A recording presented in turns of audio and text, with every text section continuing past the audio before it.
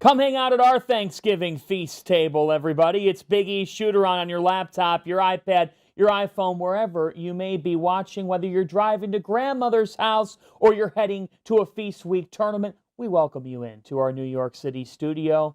You are always welcome to have our gravy. Big East Hoops is alive this week. There's plenty to come on the docket, and coming up on the show, we will go feasting with you, comparing each Big East team to a Thanksgiving side. Plus, Paul Frischner checks in. He will be on the ground in Portland with full coverage of 3 Big East Hoops teams, and we'll have a feature on Seton Hall's Casey Nadefo, who made the name for himself last season in March Madness, leading St. Peter's on an improbable Elite Eight run. But we begin with our headlines. Work to be done in the Big East this week. The conference looking for a bounce back, and they have plenty of opportunities to do that. Beginning with these 3 teams going to the Phil Knight Invitational. That's where we start. This will start on Thursday, on Thanksgiving Day, a key triple header with 3 Big East teams involved in the Phil Knight Invitational, the Phil Knight Legacy Tournament. You've got Xavier meeting Florida with the potential to meet Duke. Musketeers dropping a narrow one to a very good Indiana team. They missed out on that opportunity, although looked very good. Now can they break through in Portland? You've got Villanova meeting Iowa State on Thanksgiving afternoon. This is a key game for the Wildcats. If they win that game, they could end up drawing North Carolina on Black Friday in a rematch of the 2016 national title game. Then you've got UConn, who's with Villanova in the Phil Knight Invitational. UConn's on the opposite side of the bracket. The Huskies are off to a 5-0 start. They're ranked in the top 25, folks. What is in store for Connecticut now with the tests leveling up? UConn facing their first major challenges this week. They get Will Richardson, and an Oregon Ducks team that plans to be one of the best teams in the Pac-12 has gotten off to a bit of an up-and-down start to the season. Will UConn be able to set the tone? Remember last year in Atlantis, they built up so much goodwill in that Thanksgiving Day win over Auburn. Can they keep it going now? Can they keep it going here in the Phil Knight Invitational? They could meet Michigan State or perhaps Alabama on Friday. One of those two. The Spartans are obviously red hot. And for Connecticut, this is a big week out in Portland. Let's turn to headline number 2.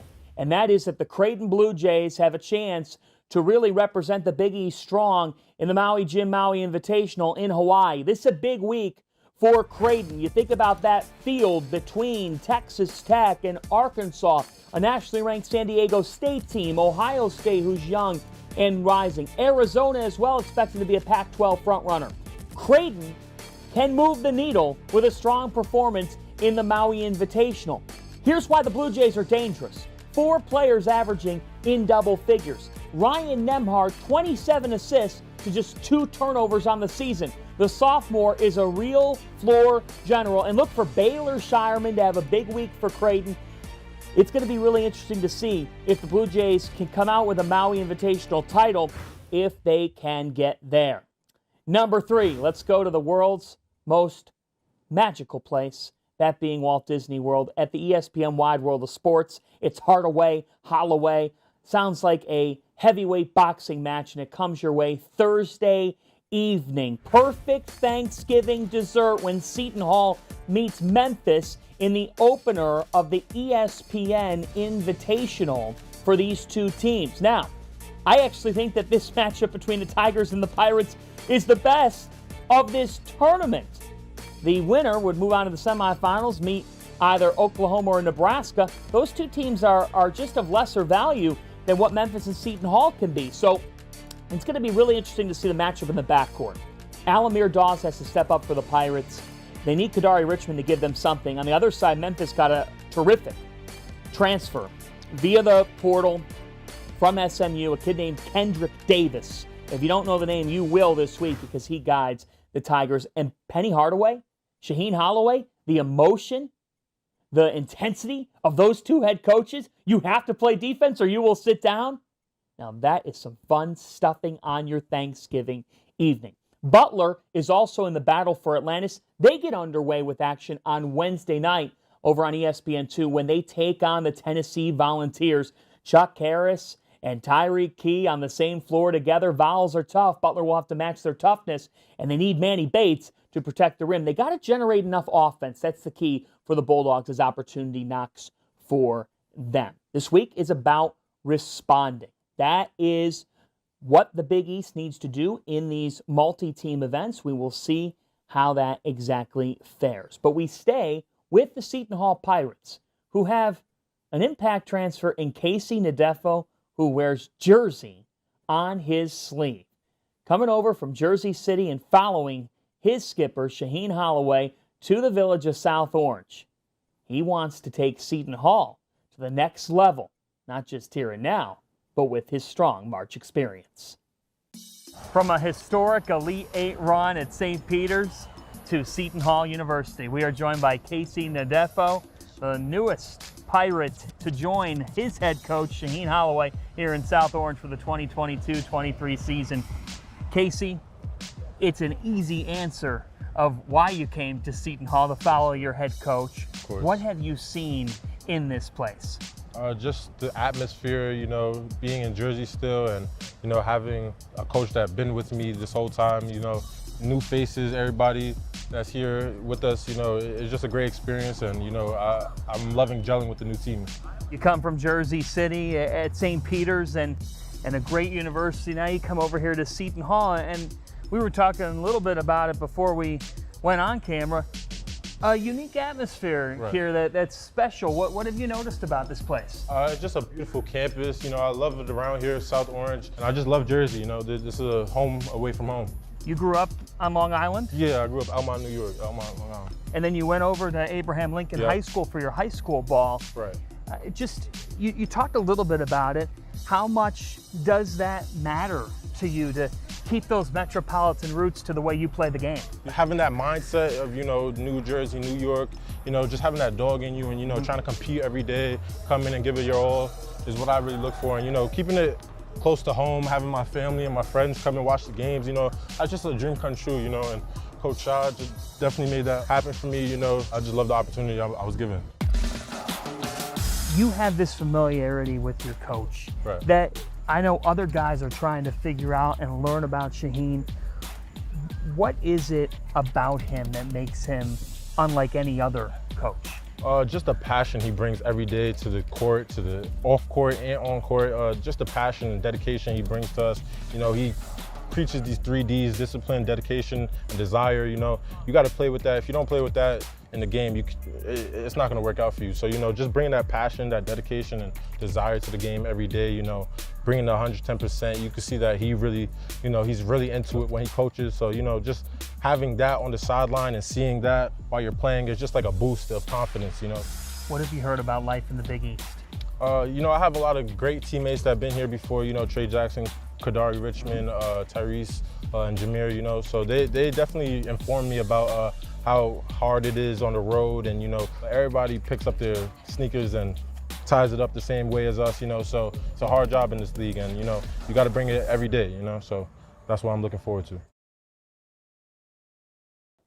We thank Casey for the time, and you can catch the Pirates on ESPN News, 7:30 Eastern Time, Thanksgiving night, when they meet Memphis in the ESPN Events Invitational Opener. Elsewhere on Thursday, it is a jam-packed Thanksgiving day with Butler playing Game 2 in the battle for Atlantis. But how about this slate? 3:30, ESPN2, Villanova taking on Iowa State. Then at 5:30 on E2, it's Xavier and Florida, and that game will be followed by UConn and Oregon at 8 Eastern Time. That's a triple header on ESPN2 with Villanova, Xavier, and Connecticut all playing power conference teams. The Wildcats with the Cyclones of Iowa State, the Musketeers with Todd Golden's Gators. That's a great Thanksgiving Day matchup. And then you've got the Ducks and the Huskies in a key one for the right to potentially meet those red-hot Michigan State Spartans. We will have Paul Frischner on the ground at the PK 85. He's off to Portland. Hopefully he can find some of those world-famous donuts out there. Here's Paul with 3 things to look out for in the PK 85. Paul Fritchner here checking in ahead of the PK 85 out in Portland, where Xavier, Villanova, and UConn will play their Feast Week hoops. I will be there on behalf of the Big East covering all three teams, so make sure you follow along for your coverage this week. And there's one main common theme that I'm looking for out of these teams, and that's the opportunity to bring home some high-quality wins for the Big East non-conference schedule. None of these three teams have beaten a team ranked higher than 189th on KenPom yet this season. And now you have a Villanova team that will start off their week against Iowa State. You have Connecticut that will play Oregon, and then Xavier who will play Florida. For Xavier and Florida, that's one that I'm looking at early because it's a battle between two teams who have new head coaches. Of course, Sean Miller has been at Xavier before, but Todd Golden taking over the Gators from San Francisco. The Florida Gators have struggled at points early on in this season. Xavier had a chance last week to pick up a huge win against Indiana, but lost by 2 at home. Musketeers have relied on their big men, Jack Nunge and Zach Fremantle. They've also gotten great production out of Colby Jones. Can they keep up that production this week? And can they get that shooting from Sule Boom, the UTEP transfer, on the perimeter to carry them through a loaded side of their bracket with the likes of Duke, Gonzaga, West Virginia, Purdue, and then, of course, as I mentioned, the Florida Gators, who they'll tip off against on Thursday. For Villanova, they've also struggled to shoot the ball at times this season. And for the Wildcats, how can they overcome some of these early season struggles? You have a close loss to Michigan State last week in the Gavitt games, and now you have a chance to really turn the narrative of your season around against Iowa State. Of course, then you have Oklahoma coming back home a week later. So this is a real important part of the Villanova Wildcats schedule, where you're overcoming these adversities that you face, the injury issues.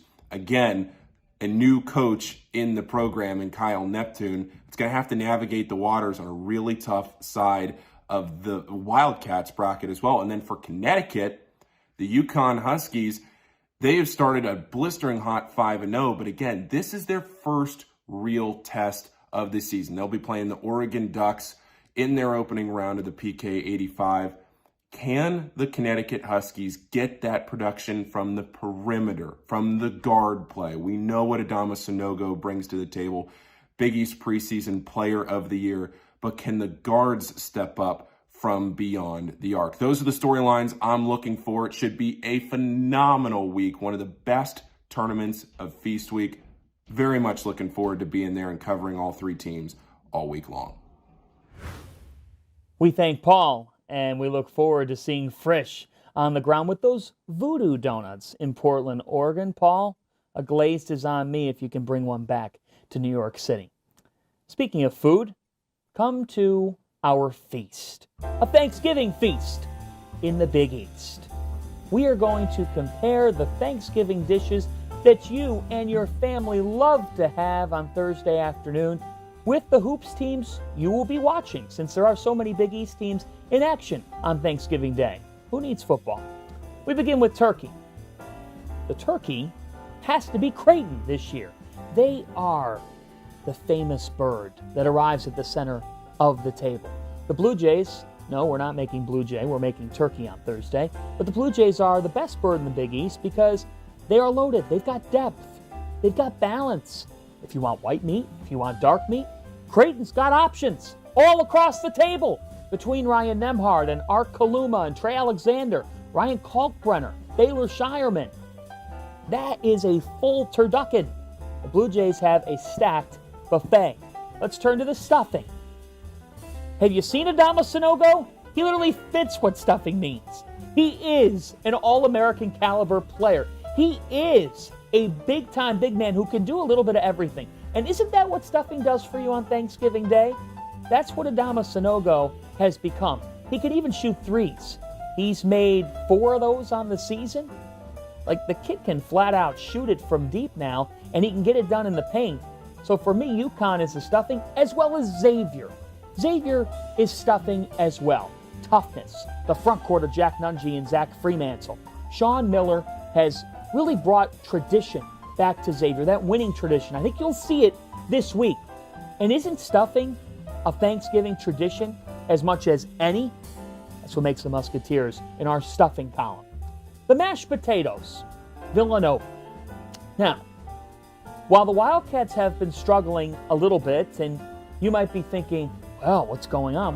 Wait till they get healthy. Wait till they get healthy, and I guarantee you that when you watch Cam Whitmore play, you're going to be thinking of the fluffiness, the comfort level of the main line, of the Finneran Pavilion. That is the mashed potatoes. The Wildcats are going to be a factor in the Big East as much as the mashed potatoes are a factor on your Thanksgiving plate. Do not write them off yet. You would never write off mashed potatoes. Don't do it with Nova. The gravy, DePaul. DePaul is the gravy because for DePaul, here's the deal. What they end up doing is gravy in the conference because they're a team that a lot of people are counting out. They have Texas A&M Friday afternoon on FS1. It's a Black Friday game, a big game against an Aggies team that comes in reeling a little bit from what they were thought to be. That's an opportunity for the Blue Demons. It could be a gravy Black Friday for the Big East. The mac and cheese. It's comfort food. It's Friartown. Providence is the mac and cheese. The Friars looking to bounce back this week. They'll take on Merrimack on Wednesday night, 7 Eastern Time, FS2. And I think that when you think of Providence, you think of family, and macaroni and cheese brings families together. How many times have you seen a commercial on your TV and everybody's sitting down having some mac and cheese and you just feel better about yourself? That's what Providence College has been in the Big East. They are the mac and cheese at your Thanksgiving table. The cranberry sauce. It's bitter, it's tough, it's hard-nosed. Not everybody likes cranberry sauce. I think of cranberry sauce, if I were to compare it to basketball, as a team that's hard to play against. Cranberry sauce has a red tone. So we have to go with the St. John's Red Storm. 40 minutes of hell. Mike Anderson, the way that his teams play, they get up in you. Cranberry sauce is an acquired taste, right? Not everybody loves it. You don't love playing the Red Storm because Pasha Alexander, Andre Curbelo, David Jones, and Joel Soriano are coming at you? That's what cranberry sauce is. And you know who else has some cranberry sauce to your table? Marquette. Marquette is tough. They are a dark horse in the Big East. They have shown it early. I really think that their performance at Purdue was an encouraging one because Zach Edey's so difficult to defend. And Purdue is so well coached. They're so tough at home. Cam Jones is big time. Tyler Kolek is as well. And David Joplin's ready to step up for this team. Marquette's going to be a you-know-what to play, folks. And that's what cranberry sauce is to some at the Thanksgiving table. Others love it. The green beans. Seton Hall. Because if you don't defend, you will sit your behind down. And you got to eat your greens, kids. Okay? It's a little bit of irony that I'm just saying that to all of you, but it's true. Eat your green beans. I'll even have a couple forkfuls on Thanksgiving. Shaheen Holloway's going to make you eat your green beans. If you don't eat your green beans in that hotel meal room, you're not going to play. You're not going to play. And that's why Seton Hall, as much as they're the blue and white, they're the green beans of the Big East because, look, you got to be tough to get it done in New Jersey, and the Pirates are going to make you work for everything you get. And the green beans aren't everybody's necessarily their favorite thing, but they complement the Thanksgiving meal. Make it up into a little casserole and have some fun with it on Thanksgiving. There's my advice. You put butter with anything, it's going to go well. Rolls with butter. I think of Butler. And I hope Butler Blue is allowed to have rolls with butter and turkey on Thanksgiving Day. Butler, to me, with Thad Matta, I think of tradition. I think of just how comfortable he is there. I think of home. And a roll with butter makes you feel at home. You're going to have 2 or 3 on Thanksgiving Day. Do we all need rolls with butter? Not with everything else on the table. It makes us feel warm and fluffy inside. And that is what Butler is to the Big East. Can they translate it to results here this week? We shall see. Finally, the pumpkin pie, the dessert. You know, I go with Georgetown here. Georgetown is the dessert, and Georgetown, coming off of a win over LaSalle, needs to be the dessert here. I think of a couple of years ago when they came away with the 2021 Big East tournament title. They were the dessert of the Big East, an improbable one, if you will, when they won that Big East tournament. And That's kind of how Thanksgiving dessert is, because you don't have room for dessert. I don't have room for dessert, although you can always find room, and we do. We manage. And Georgetown shocked everybody and stole a bid. The big dance had to make room for them. Now, can Georgetown surprise people and get better and better as the season goes on and end up serving another dessert like that pumpkin pie? We'll see if Patrick Ewing can serve up some pumpkin pie, although he once told me he's not much of a chef. We're counting on Ewing to bring dessert to the Big East Hoops Thanksgiving table. We hope you, Big East Hoops fans, have a happy, healthy, and safe Thanksgiving. Enjoy the hoops. And most important, if you're making turkey and you haven't deep fried it before, do it. It's like going to the Big East tournament.